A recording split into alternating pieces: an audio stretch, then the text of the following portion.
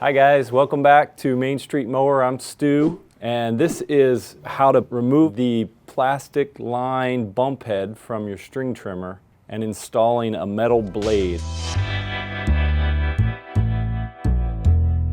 The first thing we're going to do is take this bump head off, and you're going to locate this tool or a screwdriver, slip it in this hole, and that will lock your head into place. And then this head is left-hand thread, as we've said many times, so righty-tighty will make it come off. And if you can see here, this is your stud that your head mounts on, and there's a little raised collar right here. So this blade is actually multi-directional. It will work this way or this way. But this blade, the scratcher blade, both of the wood cutting blades have a direction to them. And then also this grass cutting blade has a direction.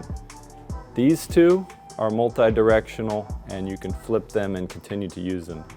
So this is a multi-directional blade. It'll work this way or this way, but as a rule, on the non-two-sided blades, you want to be able to read Stihl when you're operating it. So your blade goes on there and it's sitting up on that collar, and then you have your splined washer. It has a gearing to it. It's going to seat down on there. You're going to feel it.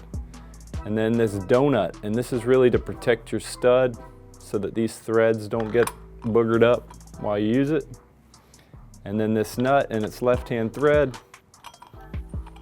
And then use your steel scrunch to tighten all that up.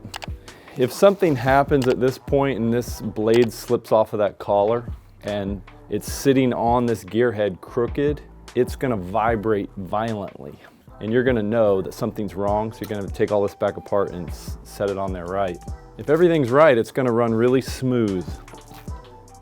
And that's all there is to that. Now you're ready to go out and do some brush cutting.